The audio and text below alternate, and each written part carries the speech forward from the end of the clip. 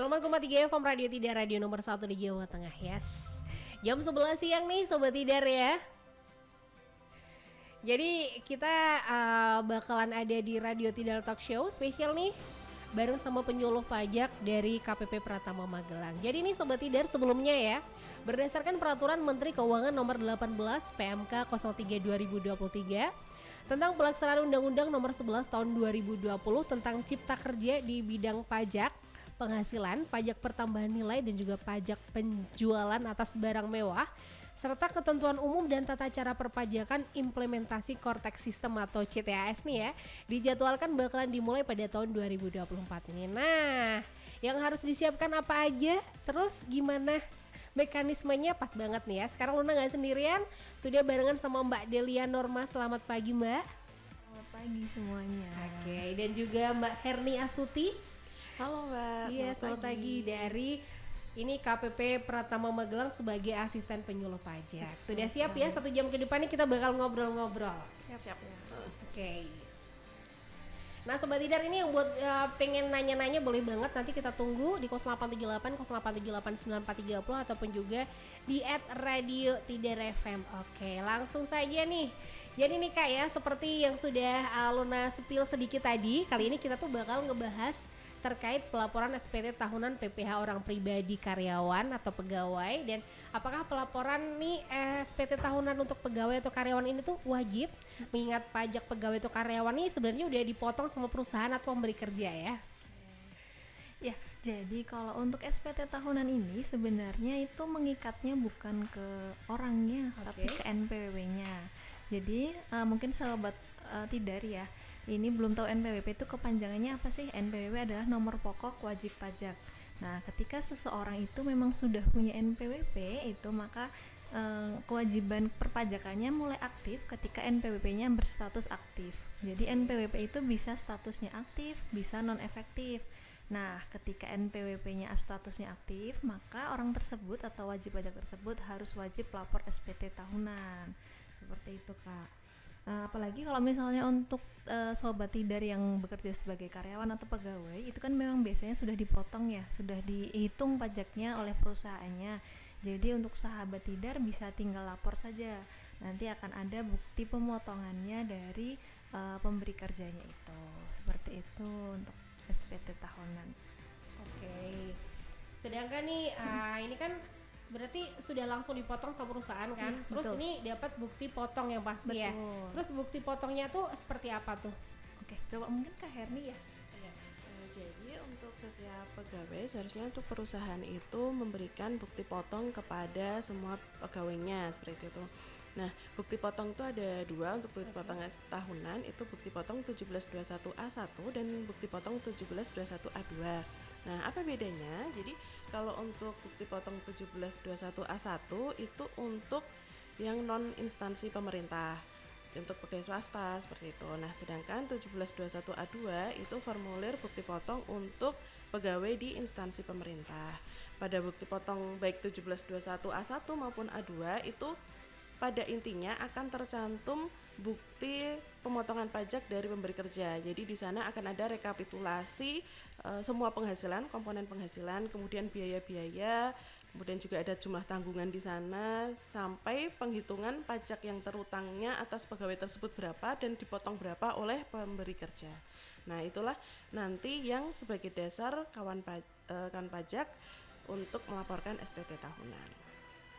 Oke, sedangkan untuk bukti potongnya sendiri nih biasanya didapat dari mana nih? Ya, jadi kalau untuk bukti potongnya itu biasanya sahabat Tidar atau kawan pajak itu bisa peroleh dari pemberi kerjanya. Jadi semisal tadi kan sudah disebutkan sama Kak Erni, untuk bukti potong itu ada yang namanya A1 dan A2. Kalau A1 itu kan berarti untuk swasta. Nanti kawan pajak atau sahabat Tidar bisa minta ke bendahara atau bagian keuangannya dari tempat pemberi kerjanya. Kemudian kalau yang untuk A2 nanti bisa minta ke bendaharanya juga. Biasanya kan ada bendahara dari sekolahnya mungkin atau dinas pendidikan dan lain sebagainya. Yang perlu kawan pajak mengerti itu kalau untuk bukti potong itu memang diberikannya oleh pemberi kerja. Jadi karena masih banyak yang menanyakan kepada kantor pajak, mana nih bukti potong saya. Nah, padahal untuk bukti potong itu sebenarnya diberikannya dari pemberi kerjanya, karena sistem perpajakan di Indonesia itu self assessment bukan official assessment gitu Kak. Oke, jadi nih setelah kita punya bukti potong, sekarang saatnya buat penyampaian SPT tahunan ya. Terus gimana tuh Kak penyampaiannya? Baik, nah jadi sahabat Tidar semuanya, kawan pajak kalau mau melaporkan SPT tahunan itu sarannya sebenarnya bisa secara manual dengan mengisi formulir di kertas ataupun secara elektronik sebenarnya.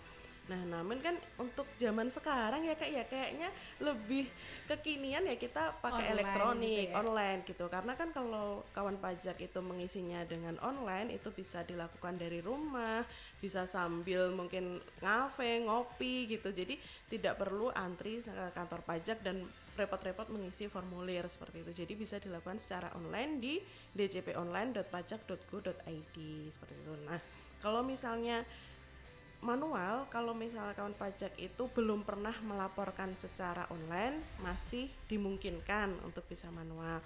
Namun setelah lapor online itu harus seterusnya online terus gitu. Oke. Ya, tapi sih kalau dari kami menyarankan sebaiknya online saja gitu, karena lebih mudah Iya, dan selain itu antrinya juga iya, banyak ya. betul. Apalagi ini nanti kan udah mau bulan puasa, antri-antri.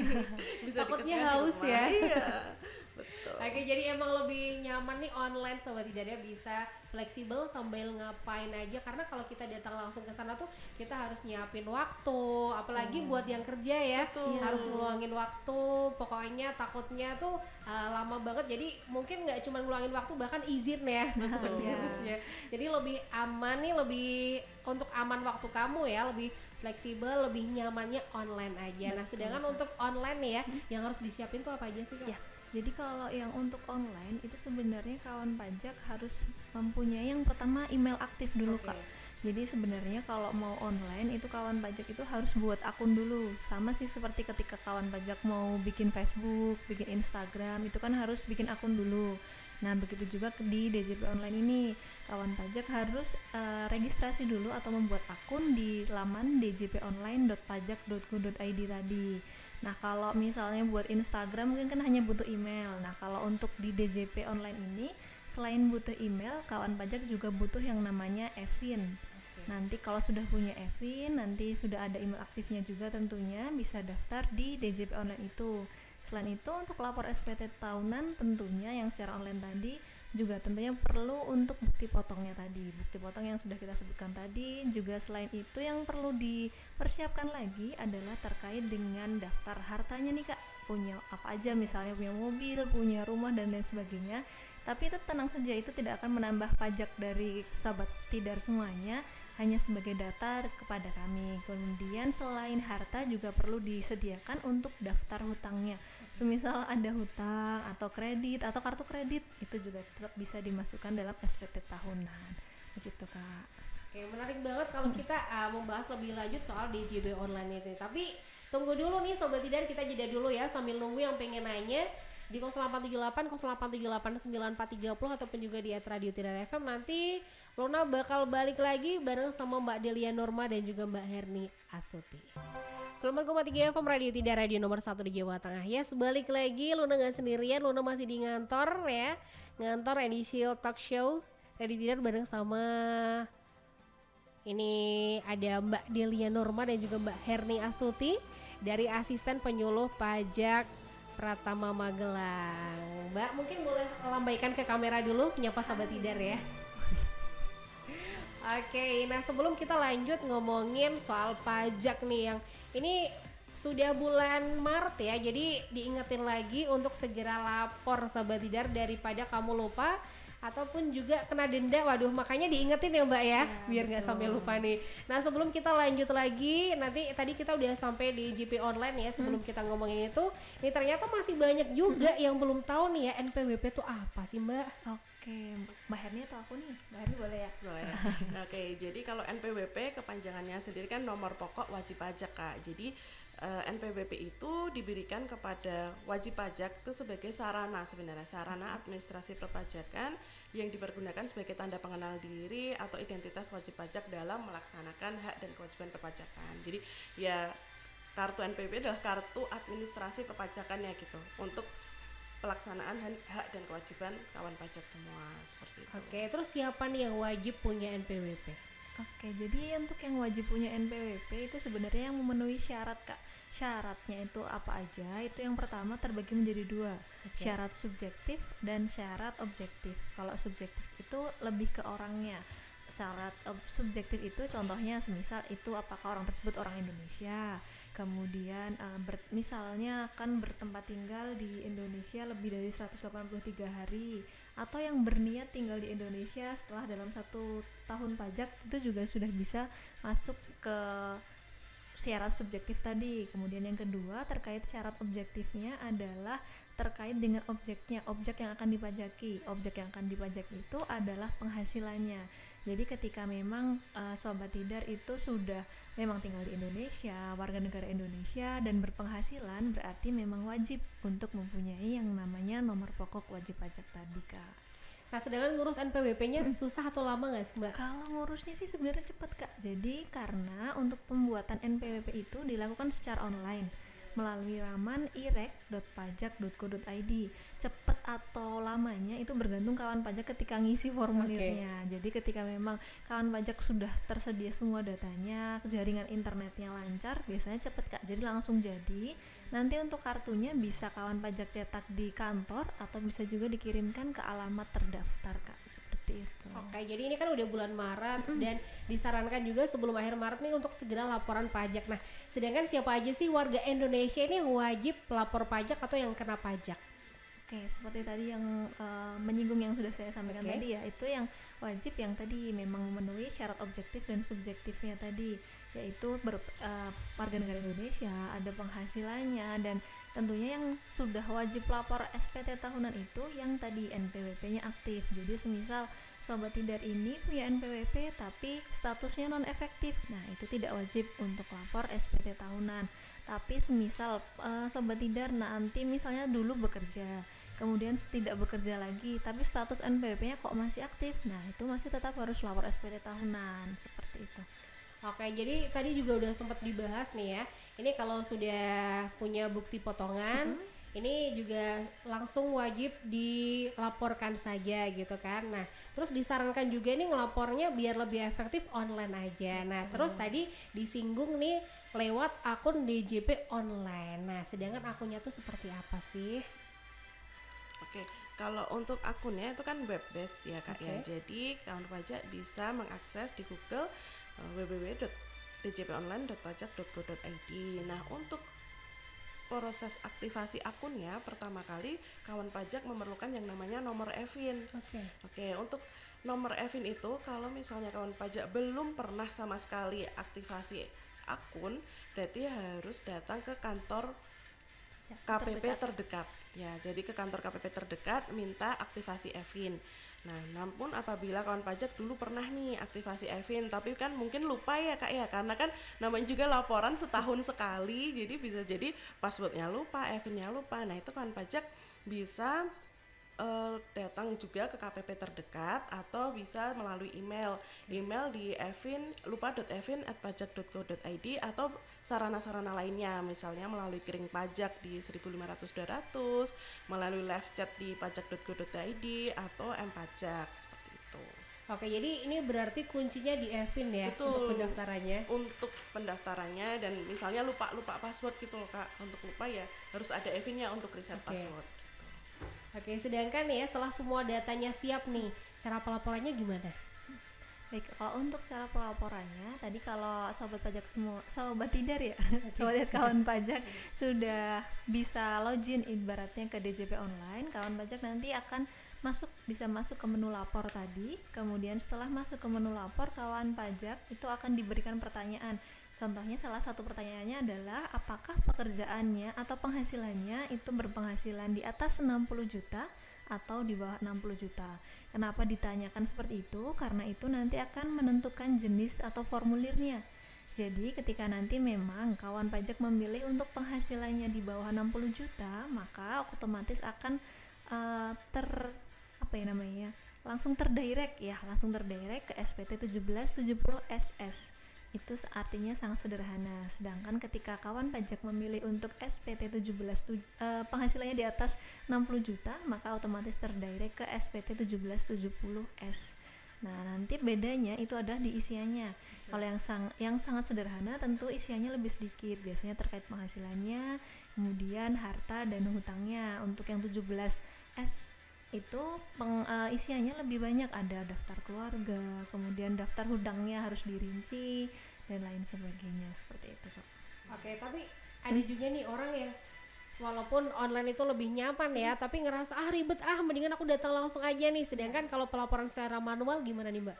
Oh iya, kalau secara manual itu bisa dilakukan dengan mengisi formulir Kak. Sebenarnya untuk formulirnya bentuknya sama, baik online maupun yang manual, cuma media pengisiannya saja. Jadi kalau untuk yang formulir manual nanti sama, kalau misalnya penghasilannya di bawah 60 juta maka bisa mengambil SPT formulir yang 1770SS. Kalau yang di atas 60 juta itu mengambil formulir yang 1770S. Tapi kami sarankan lagi kalau bisa memang online saja, nanti bisa dibantu juga di kantor pajak.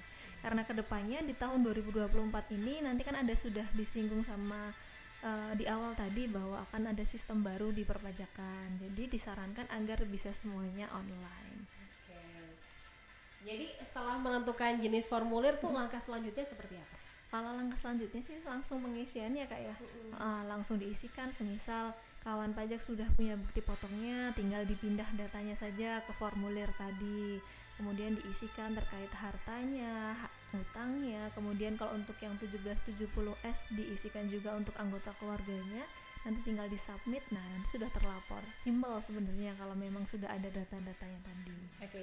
Dan tadi untuk yang online, Oke. tadi kan setelah klik lapor untuk kawan pajak yang sebagai pegawai itu pilihnya yang e-filing, karena untuk klik lapor nanti akan ada dua opsi tuh Kak, ada e-form, ada e-filing.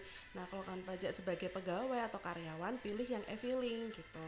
Dan untuk yang e-filing ini tidak harus pakai komputer online-nya, bisa melalui HP gitu. Tapi kalau e-form kan untuk yang selain pegawai, nah itu memang harus dengan komputer. Tapi kalau yang e-filing itu kawan pajak bisa dari HP saja. Nah tadi kalau yang dikhawatirkan, wah kok kayaknya kalau online repot nih, misalnya kayak itu, boleh kok kalau misalnya walaupun sudah online tetap datang ke KPP, nanti kita juga dipandu tetap, gitu betul, ya? tetap kita pandu, hanya medianya aja, tidak tulis tangan tapi dengan HP atau dengan komputer seperti itu. Oke, emang teknologinya semakin maju ya, Iya.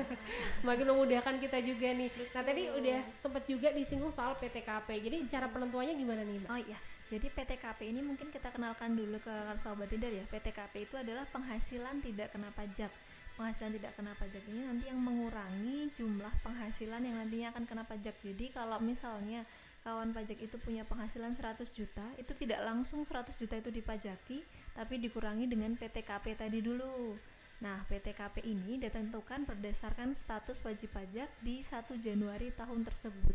Semisal di tahun tersebut itu per 1 Januari belum menikah, maka PTKP-nya TK0.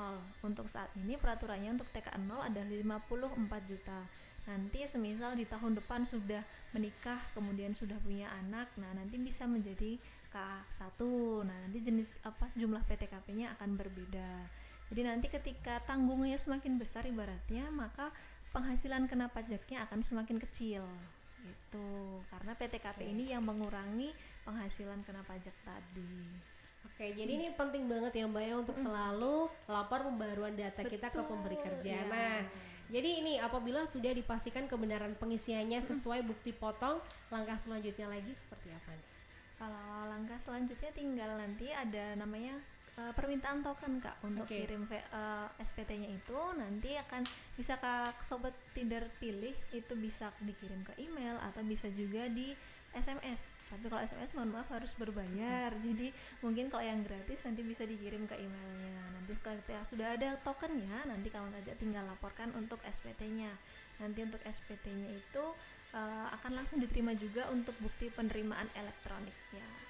Oke, jadi sebenarnya gampang juga nih Sobat Tidar ya, nggak ribet kok ya. Satu lagi nih Mbak, batas waktu pelaporan SPT tahunannya kapan nih? Oke. Nah, batas waktu untuk pelaporan SPT tahunan orang pribadi ini di 31 Maret, Kak. Gitu. Jadi sebenarnya kawan pajak untuk pelaporan SPT tahunan orang pribadi itu bisa dimulai dari 1 Januari sampai dengan 31 Maret. Sedangkan kalau untuk yang badan mungkin sekalian ya dari 1 Januari sampai 30 April gitu. Kalau lupa dendanya gimana nih? Nah, kalau misalnya sobat Tidar itu lupa tidak lapor SPT tahunan atau terlambat misalnya baru ingat setelah 31 Maret untuk lapor SPT tahunan, itu bisa dikenakan sanksi sebesar 100.000 seperti itu. Waduh, sayang banget nih 100.000 ya Sobat Tidar. Jadi mendingan nih, ini Mbak Delia dan Mbak Herni udah datang ke sini buat ngingetin Sobat Tidar nih. Makanya kalau sampai lupa nih, gimana ya, nih udah diingetin loh dari tanggal 6 nih ya, 7 ya nih, dari tanggal 7 Maret nih. Apalagi hari ini bulan ini 31-nya Minggu kelihatannya, Kak. Tuh, jadi disarankan sebelum tanggal 31 ya. Betul. Oke, ini diingetin lagi buat yang pengen nanya, silakan di 0878 0878 9430 ataupun juga di Radio Tidar FM. Bakal ada 4 giveaway menarik spesial buat kamu ya. Ditunggu yang pengen nanya. 94,3 FM. 3 FM Radio Tidar, radio nomor 1 di Jawa Tengah, yes. Balik lagi, Luna masih di ngantor nih ya. Jadi teman kamu sampai jam 12 siang nanti di Radio Tidar Talk Show nih barengan sama Pajak Pratama Magelang. Dan Luna masih juga ditemenin sama Mbak Delia Norma dan juga Mbak Herni Astuti dari Asisten Penyuluh Pajak KPP Pratama Magelang. Nah sekarang nih Mbak, saatnya buat jawab pertanyaan dari Sobat Tidar, karena Mbak Delia dan juga Mbak Herni ini udah siapin ada berapa nih Mbak giveaway yang bakal dibagi? Ada 4. Kita nyiapin 4 hadiah. Tuh, silakan ya. Siapa tahu Sobat Tidar yang beruntung dapetin 4 giveaway ini. Langsung saja nih ya Mbak ya. Pertanyaan pertama ini dari Mareta di Salaman. Siang Kak Luna, untuk syarat pelaporan SPT perorangan apa saja ya? Terus harus berpenghasilan minimal berapa? Dan apakah semua orang yang punya penghasilan ini wajib lapor atau hanya mereka yang punya NPWP aja? Terima kasih. Oke, jadi Mbak siapa tadi? Mbak Mareta. Mareta di Salaman. Mbak Mareta, untuk yang harus disiapkan untuk laporan SPT tahunan, pertama pasti harus memiliki akun DJP online untuk laporan secara online-nya. Kemudian nomor EVIN-nya disiapin kalau misalnya lupa password. Kemudian juga bukti potong dari pemberi kerja nih Kak. Kalau misalnya bekerja sebagai karyawan atau pegawai, harusnya kan pajaknya sudah dipotong nih oleh pemberi kerja. Disiapkan bukti potong dari pemberi kerjanya. Kemudian juga menyiapkan data rincian harta dan hutang dan juga data anggota keluarga gitu. Oke, selanjutnya nih dari Denny di Muntilan. Saat ini kan kita kerja sebagai karyawan swasta, sehingga untuk pajak dan pelaporan nih sudah diwakilkan sama pihak kantor. Terus yang saya tanyakan nih, besok kalau udah berhenti kerja, langkah apa yang harus dilakukan? Apakah kewajiban terputus otomatis atau kita harus mengajukan penutupan atau penonaktifan NPWP? Oke, baik. Dari Kak Denny tadi? Iya, di Muntilan. Oke, Kak Denny di Muntilan. Jadi kalau untuk pelaporan SPT itu sebenarnya kewajibannya wajib pajak sendiri. Tapi kalau memang kantornya mau membantu itu alhamdulillah banget ibaratnya seperti itu. Nah, nanti kalau semisal Kak Denny-nya sudah tidak bekerja di situ, kemudian memang sudah tidak ada pekerjaan lagi atau memang ya sudah di rumah saja, itu seperti itu. Nah, nanti bisa mengajukan permohonan non efektif. Jadi tidak semerta-merta ketika keluar dari pekerjaannya kemudian NPWP-nya non efektif, tapi harus mengajukan terlebih dahulu ke kantor pajak untuk di non efektifkan. Tapi semisal kalau Kak Denny-nya setelah bekerja di kantor tersebut pindah kantor lain atau mungkin membuka usaha sendiri, ya berarti tetap NPWP-nya tetap aktif dan bisa tetap harus dilaporkan untuk SPT tahunannya seperti itu. Oke, semoga sudah terjawab ya. Lanjut, ini dari Karisa di Wates nih. Lagi kalau Luna mau nanya nih, bila NPWP jadi satu dengan suami, untuk pelaporannya cukup satu apa masing lapor? Ya, itu cukup satu aja. Karena kan NPWP istri gabung dengan suami, berarti nanti lapornya lewat akunnya suami. Nanti untuk istri masuk ke penghasilan istri dari satu pemberi kerja, jadi dijadikan satu nanti pelaporannya seperti itu. Oh ya, tadi sepertinya ada yang terlupa Kak, maaf. Untuk batasan yang berapa penghasilan yang harus lapor SPT tahunan, mohon maaf. Jadi Sobat Tidar, mohon dicek juga untuk status NPWP-nya itu apa gitu. Apakah aktif atau non efektif? Jika aktif, berapapun penghasilan sobat tidar itu harus dilaporkan di SPT tahunan. Nah, dalam hal nanti ternyata penghasilannya di bawah 60 juta atau di bawah PTKP, nanti kawan pajak bisa permohonan non efektif. Tapi statusnya dulu, kalau aktif memang harus lapor berapapun penghasilan. Misalkan pun kemarin tahun lalu 2023 itu kebetulan tidak bekerja misalkan. Nah, itu kalau NPWP-nya aktif tetap harus laporan seperti itu. Oke, sudah jelas nih ya. Lanjut dari Nararti Rejo nih. Kemarin mau bikin NPWP, ternyata NIK-nya udah dipakai sama orang lain, bahkan ada tagihan 500.000. Terus gimana tuh?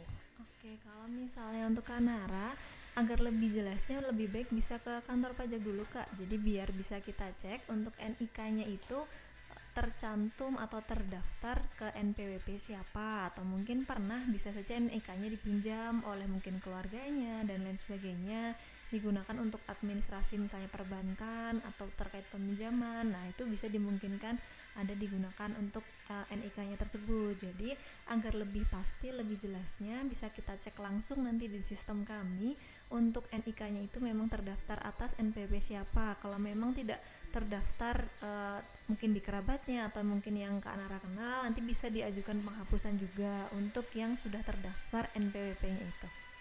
Oke, lanjut. Kali ini dari Denisa nih, apa yang harus dilakukan jika ada kesalahan dalam laporan pajak? Oke, jadi ketika sudah lapor SPT tahunannya Kak Denisa, dan ternyata mungkin masih ingat, oh ternyata masih ada nih penghasilan yang belum saya masukkan, atau mungkin mobil saya belum saya laporkan. Nah, itu tinggal dilaporkan saja SPT pembetulan namanya.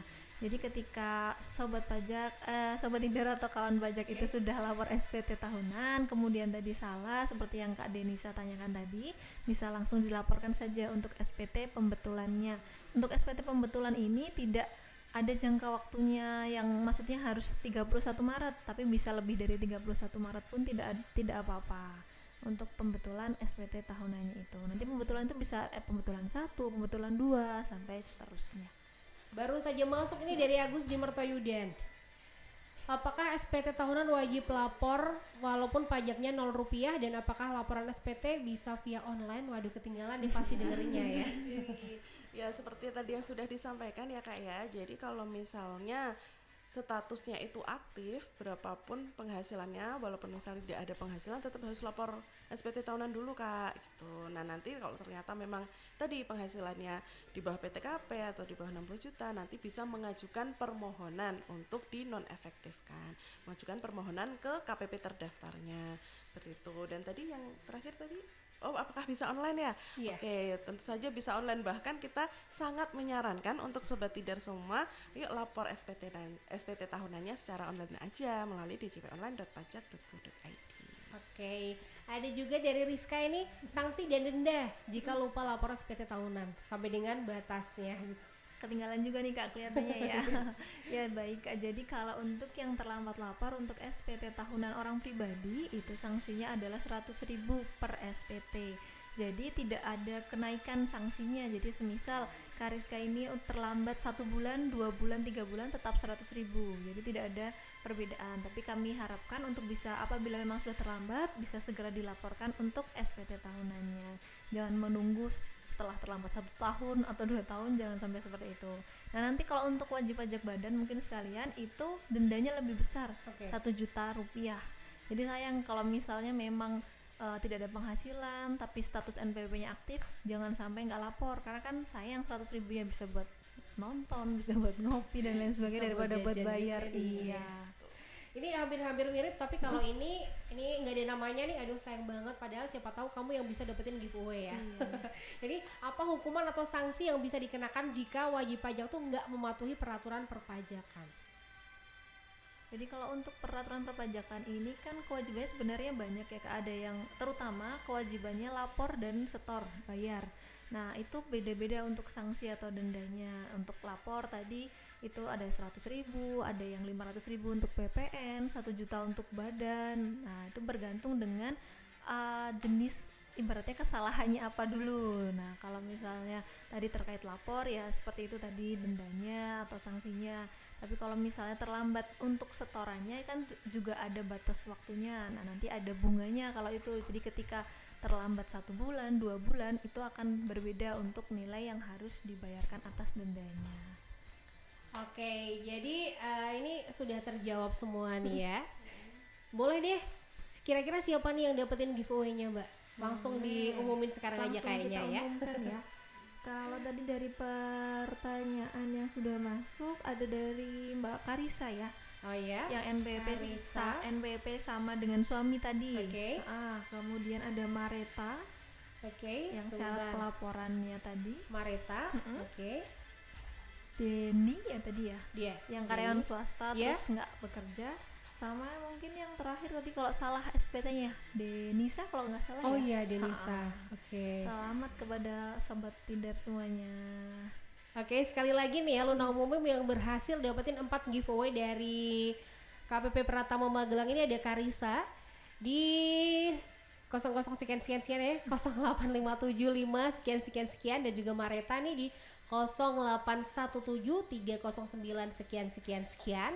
Denny di 08213683 sekian. Satu lagi Denisa ini di 08882994 sekian. Selamat ya dapetin giveaway dari KPP Pratama Magelang. Terakhir pesan buat Sobat Tidar dong Mbak, dari siapa dulu nih? Boleh dari Mbak Herni sambil perkenalan ini Citas. Ya. Tadi yang sempat dibahas di depan ya Kak, nanti kita akan ada Citas atau di sini Pesiap. Kalau kita Pesiap itu pembaruan sistem inti administrasi perpajakan. Nah, di pembaruan sistem inti nanti itu semua basis data perpajakan itu akan dibenahi sehingga memudahkan proses bisnis administrasi perpajakan, sehingga data perpajakan itu bisa lebih akurat dan pasti akan ada integrasi data juga gitu. Nanti kawan pajak dengan ada Pesiap ini juga bisa dimudahkan juga dalam pelayanan perpajakannya seperti itu. Nah, untuk yang disiapkan saat ini mungkin Sobat Tidar semua juga bisa disiapkan terkait pemadanan NIK menjadi NPWP-nya Kak gitu. Jadi dalam rangka selain menuju ke Pesiap itu kan di ketentuan yang terbaru juga di Undang-Undang HPP tadi bahwa NIK itu akan menjadi NPWP. Jadi kawan pajak semua silahkan dicek di akun DJP online-nya apakah NIK kawan pajak itu sudah valid gitu untuk menjadi NPWP seperti itu. Karena itu juga selain untuk simplifikasi ya Kak ya, untuk simplifikasi biar kita itu nanti semuanya jadi satu gitu kan, mendukung program dari pemerintah juga untuk single identity number. Jadi tidak perlu nyiapin banyak kartu, ada kartu KTP, kartu NPWP, BPJS gitu. Nah, nanti kan ke depannya kalau jadi satu kan bisa lebih simpel seperti itu. Terima kasih Mbak Herni. Sekarang Mbak Delia gimana nih Mbak?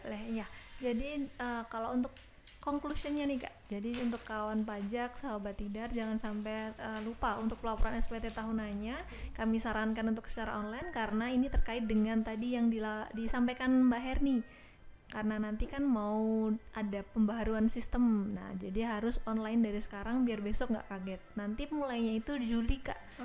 Jadi nanti ketika Juli sudah nggak kaget lagi kalau ternyata sekarang semua online ya. Nah seperti itu. Jadi seperti itu, jangan lupa untuk lapor SPT tahunannya, jangan sampai nanti kelewat dari 31 Maret untuk orang pribadinya seperti itu. Terima kasih banyak ya buat Mbak Delia Norma dan juga Mbak Herni Astuti, asisten penyuluh pajak dari KPP Pratama Magelang. Thank you buat ngobrol-ngobrol serunya. Ini nambah banyak wawasan nih Sobat Tidar ya, dan juga sudah diingetin jangan sampai ini nggak lapor sampai dengan 31 Maret.